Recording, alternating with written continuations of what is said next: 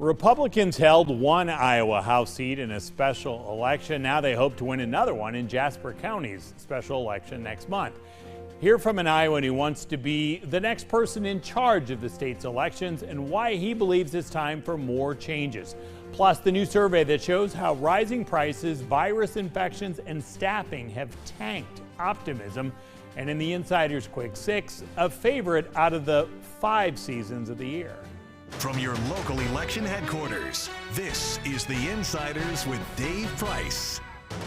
While much of the political attention focused on Mike Bousselot winning House District 37 special election for Republicans in the Ankeny area and organized groups protesting school mask mandates, 2 Iowa Democrats have launched statewide campaigns for Secretary of State. 4-term Clinton County Auditor Eric Van Lanker announced his campaign, and so did Joel Miller. He's the longtime Linn County Auditor who has clashed with the Republican Secretary of State Paul Pate. I got fired up when I was sued by Trump in 2020, and then to add insult to injury, the legislature passed a bunch of voting laws that restricted voting for Iowans. And I've served my country. I've served the state of Iowa. I've served the county and cities, and I'm just fed up with more restrictions on voting rights in Iowa. My whole 14 plus years as county auditor and commissioner of elections has been about increasing access to the ballot box. And we did that last year when we had almost 80% of our registered voters vote. So I just think we need to turn around and try to implement things that make voting easy again, because it become very hard and will be hard, as people will find out this November when they go to vote. The Republicans who are in the majority when they pass this have said this is about fraud, making sure that it reduces the chance for fraud. How are they not right? Well, unfortunately, you can't say that there's no fraud, but what's your real definition of fraud? Someone trying to cheat the system, or someone who made a mistake when they gave their old address instead of the new address because they couldn't remember their new address. Is that fraud? Or is that a mistake? Those things have happened. Certainly, there's been one-off cases of people doing silly things.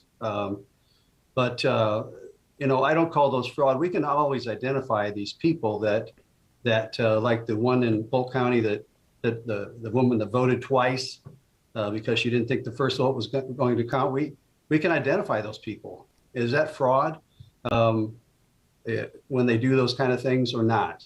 When I think of fraud in voting, I think of imposters, and we've eliminated imposters through voter ID. And that's well accepted now.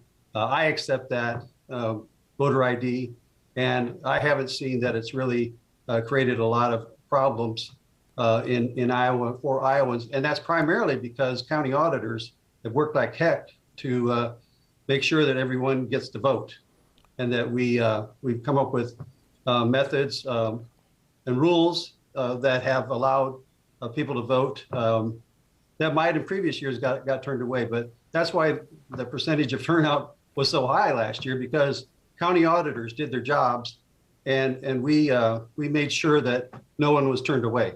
The woman you talked about in Polk County, is that the woman who was the Trump supporter who voted twice? Is that the one you're talking about? Yes. Okay. Yes. When you're talking about voter ID, Democrats had resisted that when that was proposed. What did you think back when it was discussed? Have you come along with it, or have you always supported it? Well, no, I haven't always supported that. I thought it was unnecessary when they did it. I think Iowans trust each other. We have Iowans working as precinct election workers. Your neighbors are working there. Democrats and Republicans and Greens and no parties and independents. They work the polls. And, Iowa, at least the Iowa I was raised in and have lived in majority of my life, Iowans trust each other. And to me, this idea that we had to ID everyone was repugnant. I didn't like it, but I've accepted it. It works. I haven't seen anyone turned away from the polls due to voter ID. So yes, I've evolved, and the point of it now is that we have created this other form of ID called a voter ID card that we send out to people, and you can only get that if you requested it or if you have don't have a driver's license, non-operator ID anymore. Then they're generated and sent out to you. But those items, those voter ID PIN cards, cause a lot of confusion for voters because now they have a voter acknowledgement card and a voter ID card. Some of those changes Republicans passed through here, so there's a shorter window where you can vote early. You lose an hour to vote on Election Day. The ballots have to be received sooner. They can't just be postmarked by Election Day. They now have to be received before then. Of all of those series of changes, is there anything that you would try to change, and how would you do that? Well, there's a lot of administrative rules that have not been written around those changes. For example, who can, how do you define disabled? Disabled people can hand off their ballot to a designated agent who can take the ballot to them. But what is disabled? We don't have a definition of disabled. We don't yet have a definition of, what is a relative that could take ballots back. For example, absentee ballots back because people, if you recall, in 2020, lost trust in the post office and wanted to drop off those ballots themselves or give it to someone to take for them. The law now says that it has to be by a household member or a relative. But the Secretary of State has not defined which of those relatives can take that ballot back. So there's things like that, limiting each county to one ballot box. Is it fair that Adams County with 2,800 voters has one ballot box and Lynn County with 160,000 has one ballot box? No, it's not fair. People use those a lot in my county last year. And to say that we can only have one ballot box is totally unfair and violates the one person, one vote concept that this country has embraced for decades. And you can do this administratively, or does this have to go through the legislature? Well, the legislature gave the Secretary of State the power to basically create rules without going through the administrative rules process.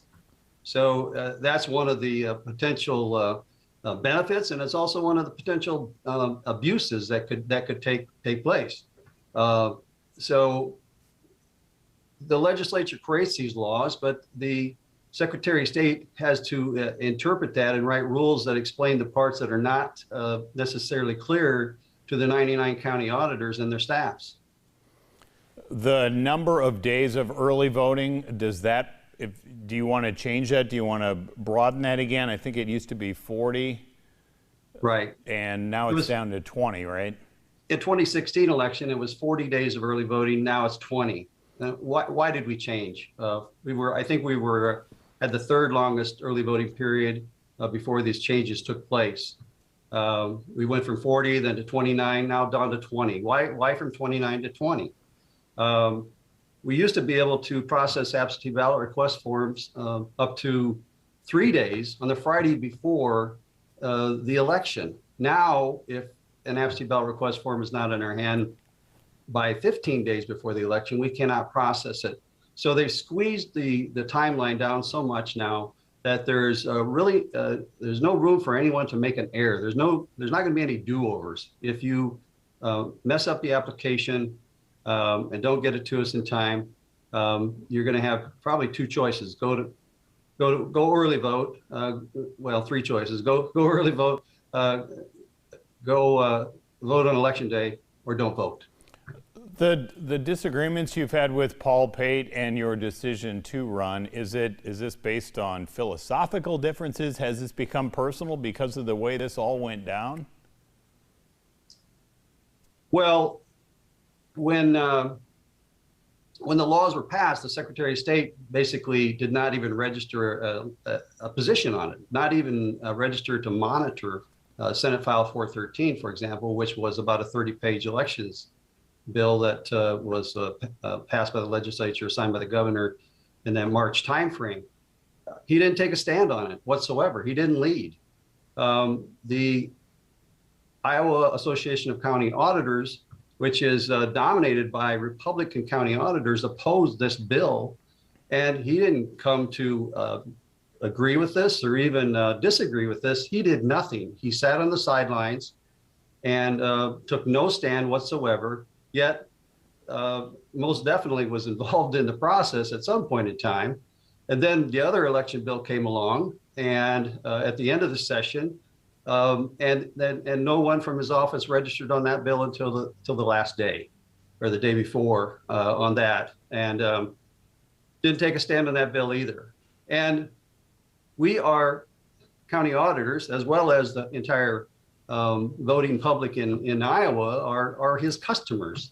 We are the ones as county auditors who are supposed to administer the laws, and he wasn't there to give even an opinion on it until after the fact, and that was unfortunate. We expect more of our leaders, and he's at the forefront, the chief election official. That's what that office does, and he did nothing, and that's very disheartening and disappointing, and that's not leadership. And I plan to bring leadership to that office when I'm elected. Secretary Pate told us in response that he has helped register 500,000 new voters and added, quote, "It's my understanding that many of the changes the legislature made were in response to Mr. Miller violating the law last year by sending pre-filled absentee ballot request forms. It is our job as election administrators to follow the law, not look for ways to subvert it." Ahead, what's behind a huge drop in confidence about the country's direction? We'll seek some answers next.